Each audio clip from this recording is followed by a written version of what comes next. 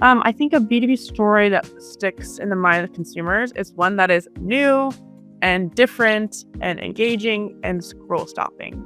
The content that has been done before. So let's say there's a big trend that pops up.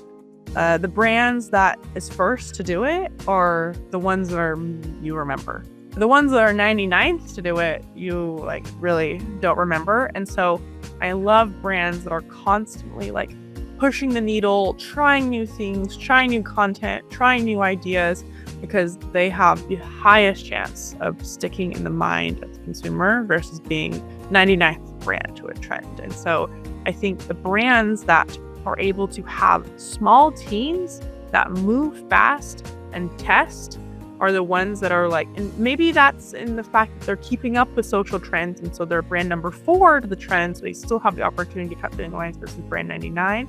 Or they're testing completely new ideas to really be brand number 1 to a trend.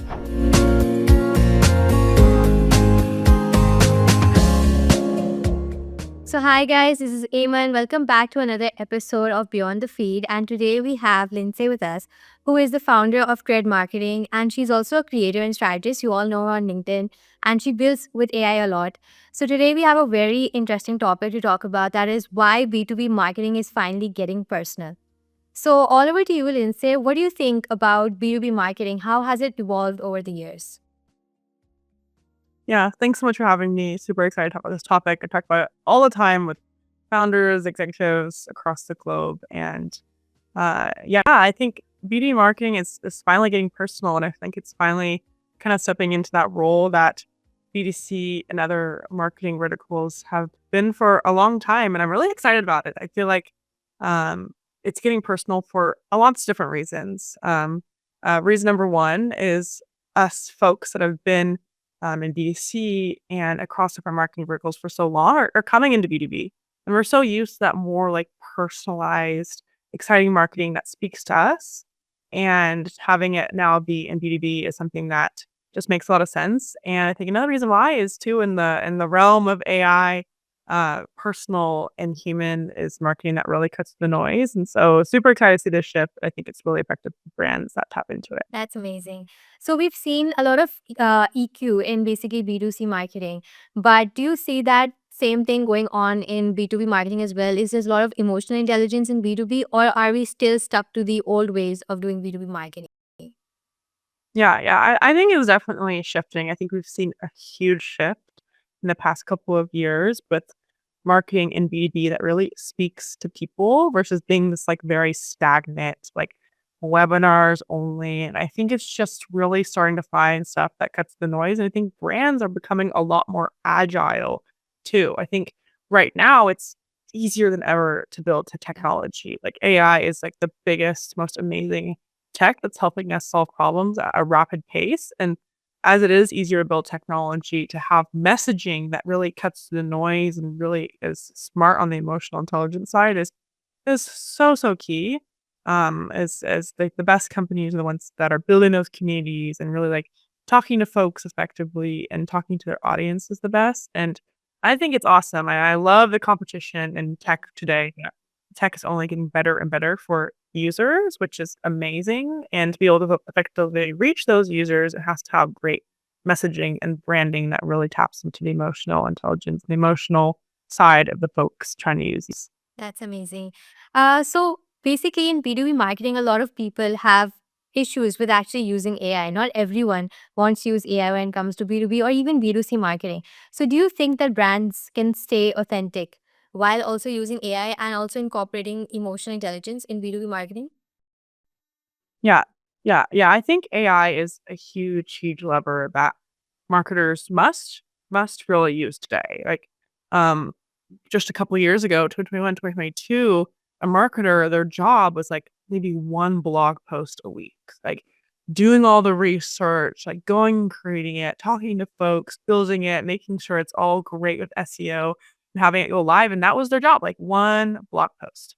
And if you're going up to bat to a baseball game and you only get one swing a game, you either swing and you don't, and you can't really effectively reach have a successful at bat all the time. But I think AI is awesome for marketers because it's really helping us talk to our audience and create the content and create the messaging and test again and again and again. And it's effectively giving marketers, instead of one at bat a week and one blog post, they're creating thousands at bat a week and thousand blog posts that if you're having 1,000 hits in MLB game, like you have much more success of having a successful hit. And I think that's so empowering as for marketers is be able to use AI tools to create more content, create better content, try to get in front of your audience way, way more. And I think that is a huge, huge difference in the success of marketers today.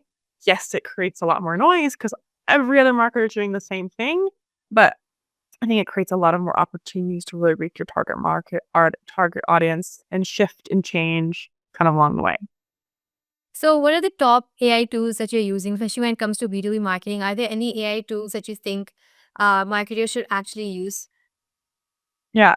Yeah. I think marketers, when it comes to tools that they should use, I think there's a bunch of different things they can do. I think there's tools that help them with their marketing organization, help when creating content, help with coming up with new content.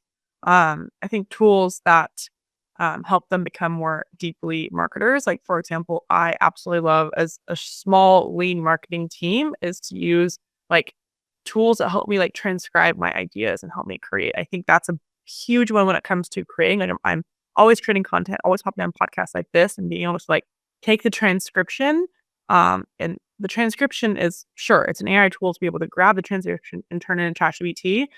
But the inputs is like deeply me and like deeply my own knowledge base. And sure, like AI can help me turn those into a ton of amazing short video scripts that I can use for videos across LinkedIn. That would take me a whole lot more time to think of my ideas from the podcast and turn those into short video clips, but having AI come up with those versus my own inputs. And I think the AI tools that will help marketers become more deeply human is the ones that are amazing.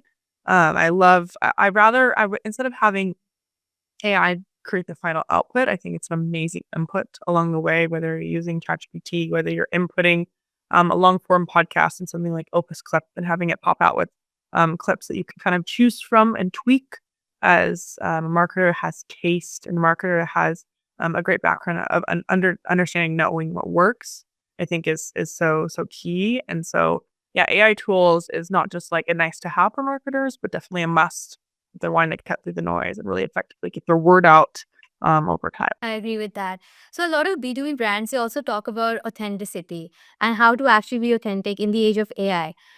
So, what do you think? What does actually authentic mean to you? Yeah, I think authenticity is the biggest buzzword of the year, but for good reason. I think authenticity really means like matching up with like what you're saying and what you're doing. Whether you're a brand and saying that you want to be like community first, but not showing up in your community and showing up in the comment section and talking to your customers, I think that is not authentic. If you're saying you're a community first brand and you're not like showing up for your community. So I think authenticity is a very flexible term and it can be used in many, many different ways. I think that's why we've seen it used so much because it is moldable to whatever it is because it's really just mirroring what you're saying and you're doing as a brand. Like whether you're putting your customer first, which I think you should always do as a brand, or you're showing up, discussing with your customers all the time. I think the authentic side is just really being something, a brand that consumer can understand and look towards and really kind of identify with. I think that is like the future of authenticity. I think it's so key to really understand your community and understand what your customers are looking. That's great. So a lot of brands are now talking about bringing personality when it comes to B2B marketing because B2C always had personality, but B2B marketing lacked that. So do you think that you can actually maintain professionalism like for a brand, for a business, for B2B, along with actually showing the personality? Yeah, yeah. I mean, personality like is a part of business. Like everyone has a personality, and I really think everyone talks about personality showing up in marketing, and I think personality is literally just adding a flair to like AI outputs. Like right now, like the mode of personality that is so boring and doesn't cover the noise is like just like straight ChatGPT content. Like everyone can see that. Everyone's like, this is doesn't really work. But the personality that works is when you take those outfits and you really like make it yours. Like I think the content that's going to like continue to cut through the noise is the one that has this personality, aka the content that feels least like AI as possible. Whether that's just changing up the text to feel like it's like you're talking, or changing up the text to really identify with the social norms and trends right now. I think the personality is so key. I feel like we've seen that really well in BDC because it's just been so human led, so person led. And like I mentioned earlier, I think it's so key right now to have B2B like talk to consumers and that B2C more lens with lots of personality because a lot of managers, a lot of people who are starting to emerge into decision making roles are millennials and Gen Z that have kind of grown up with that marketing term and talk and more chill. And speaking to those folks is really important. And even if the Gen Z, the millennial, is not the decision maker, I've heard a lot of top marketers say, well, our decision maker, the people actually going to use our product are the older folks that have been in the industry for many years. But those older folks are not doing the ones doing like all the research, looking across. Usually they have their folks in their team go do the research across socials, across the web.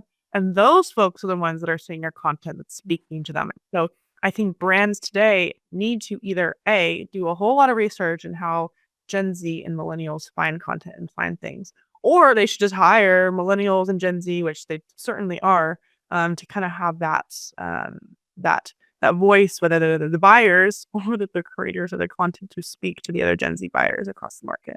That's true. So, since we're talking about personality, do you think that storytelling can also be implemented into B2B? Because storytelling is actually trending right now. It's the most trending form of content. So, do you think that storytelling can also be implemented? Yeah, I mean, I think storytelling is just a beautiful way to be able to kind of cut through the noise of AI. You showing up as a person, as the marketer, and saying, "Hey, like this is kind of my background," and being really to really personify the marketer behind the brand. I absolutely love this trend right now. I think, Zaria, the one that was the head of content at Duolingo and actually that DoorDash, was one of the first, like, amazing people to do this, of, like, like, us really knowing the marketer behind the brands, and it's really, like, we're her we know her story, we know this person, she's personified, and now we're starting to kind of understand and, like, learn about the marketers behind other brands, like Sarah at Wix, like, amazing person that's, like, always out there sharing, kinda giving her thoughts. And it really comes down to, like, we kinda know their stories, like, we kind of see them, we understand them, and that is great. Because at the end of the day, B2B buyers are human. Like, they're wanting to understand the people's behind the other brands, they're wanting to buy from the stories, and in the world of AI, like, having that story and that human-led side is really a great way to cut through the noise because AI can't pop out with your story. They don't know your story. Yeah. And so having that is a kind of like a way that humans can talk to humans through content and having AI just it's not AI human to AI to human. It's like really that human to human content, which is pretty great. So, what do you actually think makes a B2B story stick into the minds of the consumers? I think a B2B story that sticks in the mind of consumers is one that is new and different and engaging and scroll stopping. The content that has been done before. So let's say there's a big trend that pops up. The brands that is first to do it are the ones that are you remember. The ones that are 99th to do it, you like really don't remember. And so I love brands that are constantly like pushing the needle, trying new things, trying new content, trying new ideas because they have the highest chance of sticking in the mind of the consumer versus being 99th brand to a trend. And so I think the brands that are able to have small teams that move fast and test are the ones that are like, and maybe that's in the fact that they're keeping up with social trends. And so they're brand number 4 to the trend. So they still have the opportunity to cut through the lines versus brand 99, or they're testing completely new ideas to really be brand number 1 to a trend. It's really kind of you can imagine it like a bell curve graph. Like ideally you're the first one, you're the early mover to a trend, or you're at the very beginning. But once you hit like further into a bell curve, like this is where you're not being remembered for this idea anymore. And then afterwards it becomes honestly maybe even a little bit cringy, that you're like hopping onto a trend. And so I think being someone that's testing quickly, small teams is really the way to go. So you're talking about testing and trends right now. So I have this very interesting question that a lot of B2B brands, they are very resistant when it comes to trends, especially because they actually care about their image and they have this argument that we're not B2C. So we cannot, jump onto trends and memes and all of that. So what do you have to say about that? And also about testing as well, because a lot of people do not want to test with their brands. They don't want to do anything that actually might be perceived as wrong. So do you think that you should be giving teams equal opportunity to test new trends? Yeah. Yeah. No, I think it's a great question, especially for every marketer. Every marketer has seen another brand just get dragged through the mud because of something they did wrong. And sometimes it's rightly, and sometimes it's just a mistake on the marketer side. And so I think it's a great question. I think it just comes down to marketers having taste and what makes sense for their brand and what doesn't. There's a million trends that happen every single year, and some might be really relevant to your brand. Like some might be a cool workplace trend for a beauty brand that makes a lot of sense to jump on and participate in. And sometimes there's a trend that just doesn't make a lot of sense to jump in on. And you can do that because there's so many trends. You can pass on the ones that don't make sense. You don't have to jump on every single trend.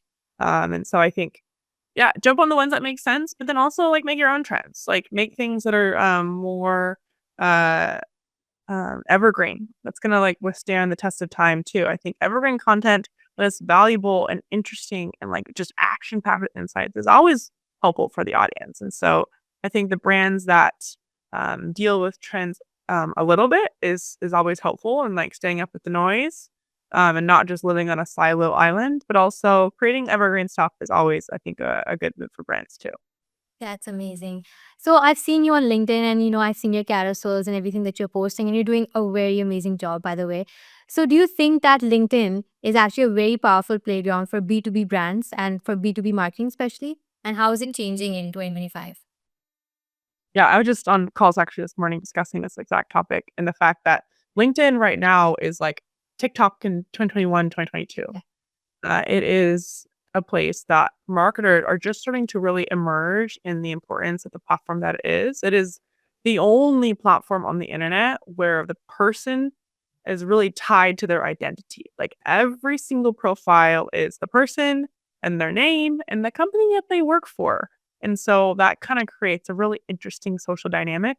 Layer on top of it's the platform that is really workplace, business based, versus the other ones are just purely for entertainment. And so brands that decide to show up on LinkedIn are able to reach their audience when they come to a social media platform with a whole different mindset. Like when you click on TikTok or you click on Instagram or YouTube, you really come with the idea of wanting to be entertained, have a good time. You come to LinkedIn with this whole mindset of, I want to get hired, I want to hire, I want to do business, I want to learn something. And that is a very, very key mindset for brands to be able to tap into.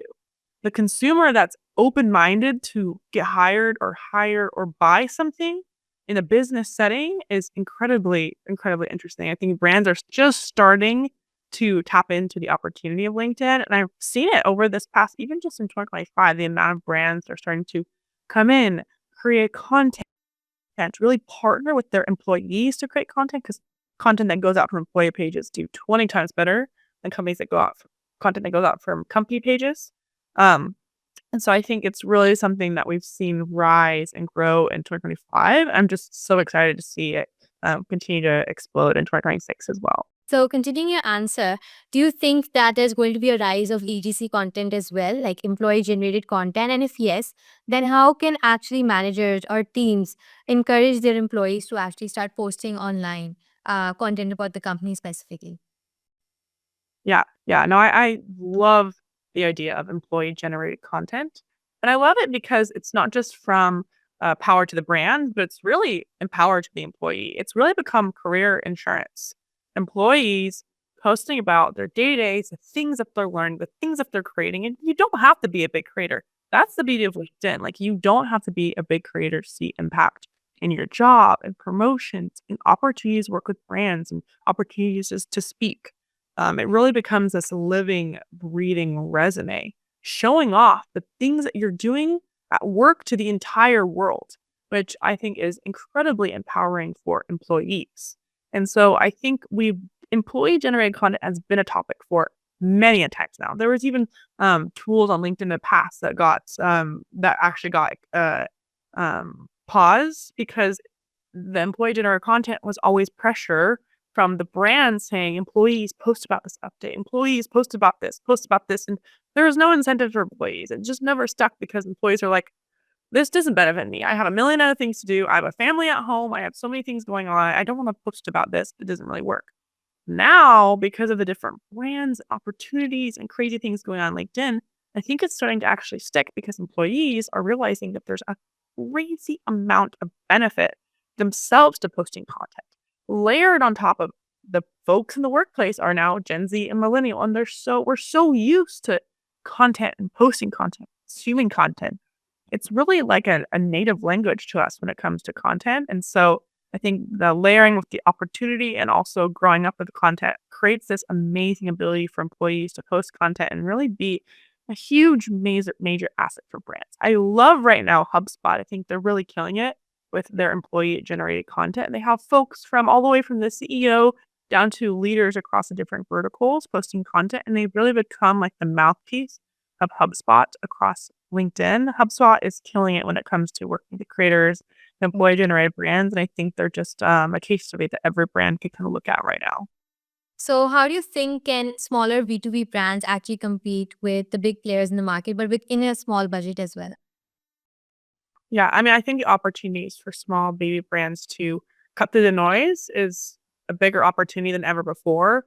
In the past, before really social media and LinkedIn, the only way to cut through the noise was big spends on events and just huge activations and huge campaigns. But now B2B brands can really have founders go out, start creating content, create content that really resonates, see posts go viral and start to really grow on LinkedIn.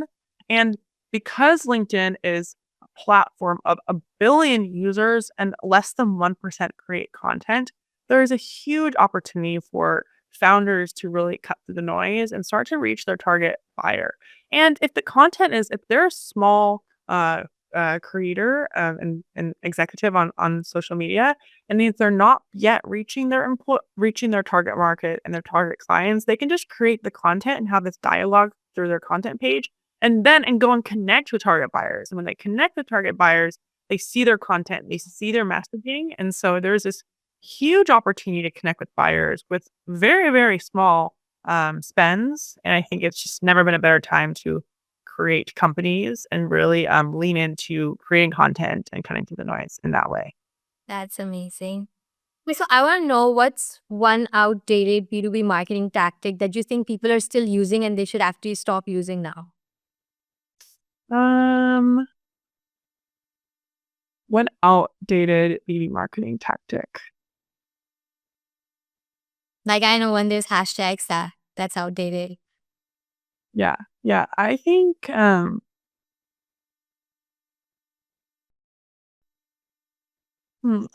now one outdated BD marketing tactic is like long form webinars. But I say that with a caveat. I think long form webinars that like aren't recorded, spent basically the whole time pitching your brand are so outdated. Like no one wants to show up for that, especially if it's not recorded. They're like, I won't be there. But I think the long form webinars that are like cut into pieces and also like given things along the way too, especially like a lot of value information can be still relevant. But I think webinars, as we knew webinars 10 years ago, is like totally a thing of the past. And I think webinars are a good way to cut through the noise today if they're very much like educational and value driven. Like the person's going to show up and they're going to gain something. But then also you're like using a webinar and you're cutting it up and you're using on socials and you're cutting into VIPs and kind of reaching users where they are right now on social media versus just expecting them to show up and kind of hear your company pitch. That's right. So we already talked about community building, in B2C marketing. We all know about that. But do you think that community building also plays a role in B2B marketing as well?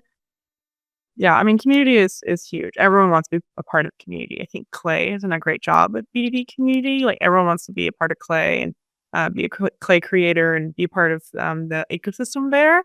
And so I think community is a huge thing. Everyone always wants to be a part of a group. And so if you can do that as a brand successfully, you're just going to rise to the noise and have a lot of stickiness when it comes to your customers. That's right. So there's also this one thing that we can use intuition and our gut feeling in building campaigns. It does work in B2C marketing, but do you think that there can actually be a balance between data driven decisions and also your personal intuition B2B marketing as well? Like, can we take that risk? Yeah, yeah. I mean, I think it's huge right now. Everyone has access to data and analytics and AI, but I think the marketers that really use taste and they use their background and like their intuition are the ones that are going to cut through the noise because everyone has immaculate data, dashboards of data, so much data with their content. But the marketers that can use their understanding of the industry and their conversations and the things that work today to really make those data-driven decisions with their intuition are really the marketers and the companies that aren't gonna cut the noise. It's nice. So a lot of brands are now emerging because you like you said that there is AI now, and so it's very easy to actually build a tool and all of that. So with so many tools online and with so many brands that are coming online, how do you think that brands can actually make themselves distinctive from others? Yeah. Yeah, brands can make themselves distinctive by leaning into what makes them special, whether that is interesting new content, whether that is amazing product-led growth, whether that's showing up IRL for cool activations in person. I think the brands that can lean into deeply themselves are the ones that are going to be able to kind of really cut through the noise, in 2026 and beyond. Yeah.